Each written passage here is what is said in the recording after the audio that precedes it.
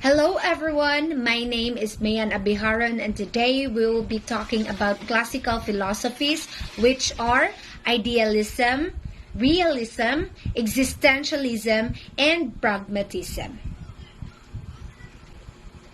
The first philosophy that we will be discussing about is Idealism, which was proposed by Socrates and Plato. So idealism believed that the world has two forms, which are spiritual and material. For idealism, the spiritual is far more important than material.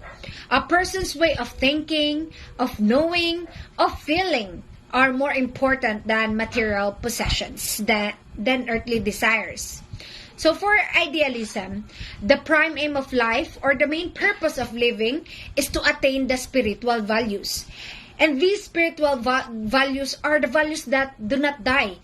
So these are the permanent values which we call the transcendent values, meaning even though the weather changes, even though everything changes, these transcendent values are still constant.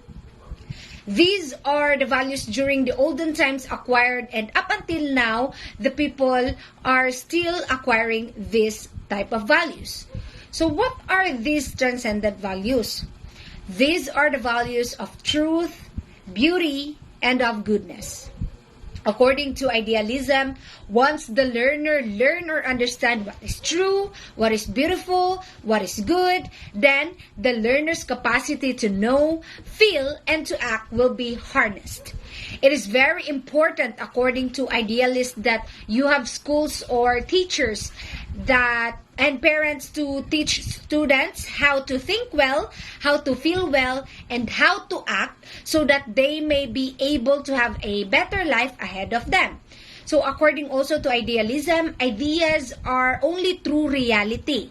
It is even more important than objects and materials. What is the implication of idealism in education? Plato believed that each individual has his or her own version of ideal self. When we say ideal self, it is the kind of person or this learner wants to be or to become. So the kind of life that he or she desires, the dream that they want to accomplish, the life that they would want to live, it is called the ideal self. And each of us, according to Plato, has this. We have our own picture of ideal self or ideal life, and the role of the teacher and of the school is to help this learner attain this ideal self. In idealism, there is really a focus when it comes to self. So you have to give more importance to self, to how you improve yourself, to how you attain the ideal life that you want to get. And that is why idealists believe that the main purpose of the school and of the teacher is to help each learner discover his or her full potential. They should help students become what they want to become in the future. They should help the learner develop or unleash his capacity or to fully develop his personality.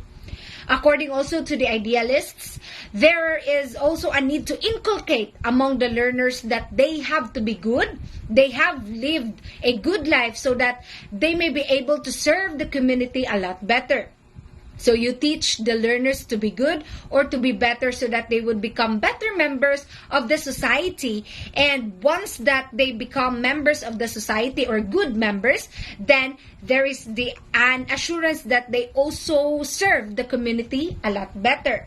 So that is why the emphasis of idealism would be subjects that teach the students how to feel, how to know, how to act, and how to think, like the philosophy, literature, religion, and history. So these are the subjects for the soul. These are the subjects that would teach individuals a proper way of thinking, of knowing, of feeling, and of acting. So also, it is very important for the idealist to develop the character of the learners, and the character development is done through the emulation of example of heroes. So, if you would be an idealist teacher, then you would teach values by means of presenting the life story of saints or of heroes in your own place or in the world. And based on these life stories of the renowned individual, the students would extract values from that and would tend to own the values, and they'll be motivated to live exactly how these heroes and saints live their lives. So it's more of an emulation. So the teacher gives different individuals who are worthy to be emulated by the learners. So that's how values are being taught, or how the character is being developed by using idealism. The second classical philosophy is realism.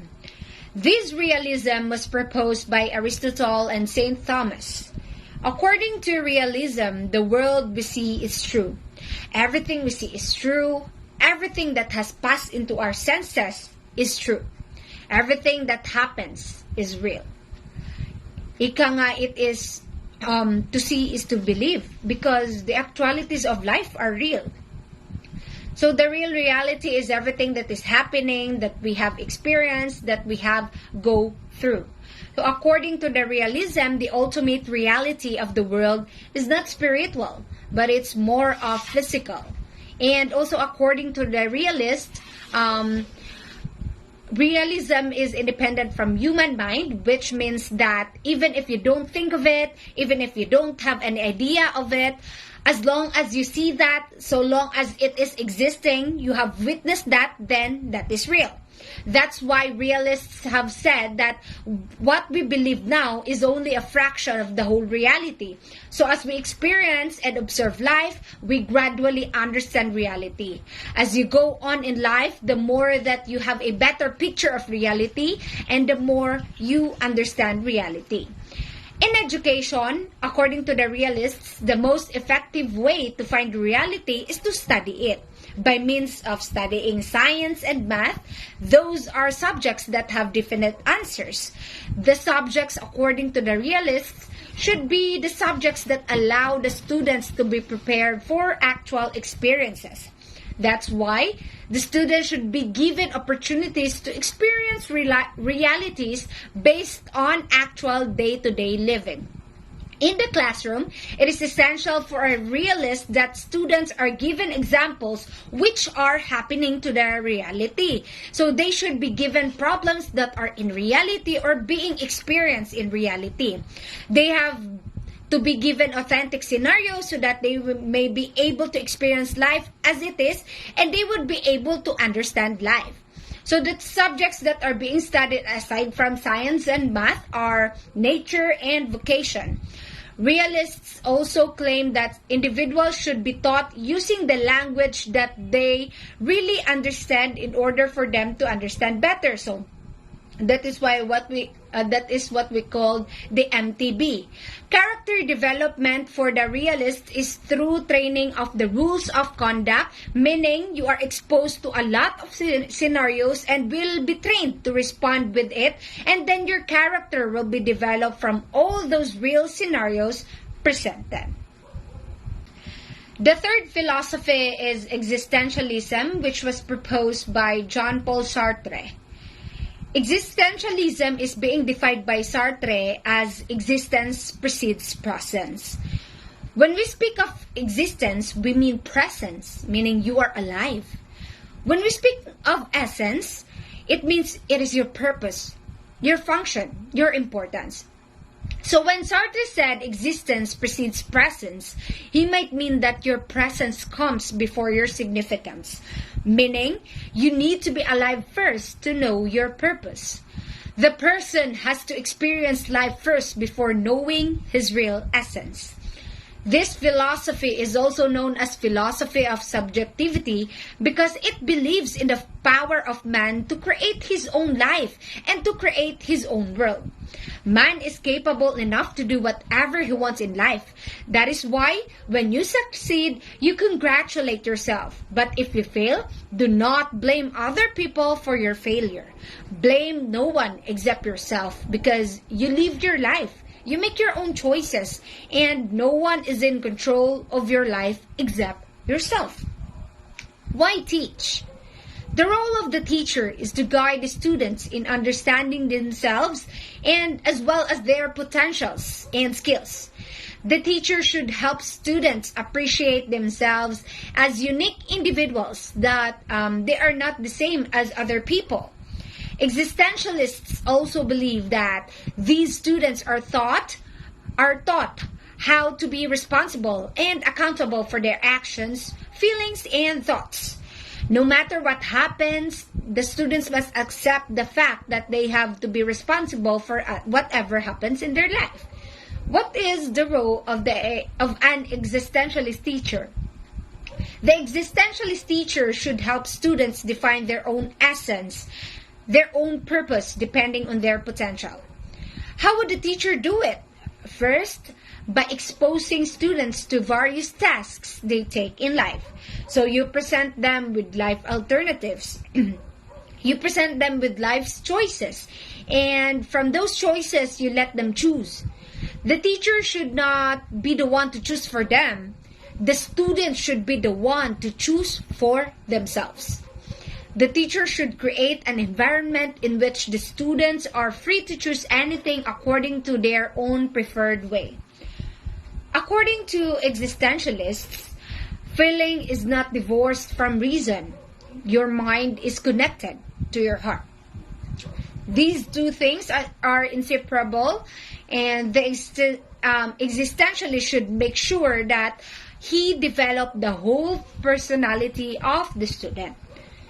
What is to be taught in an existentialist classroom?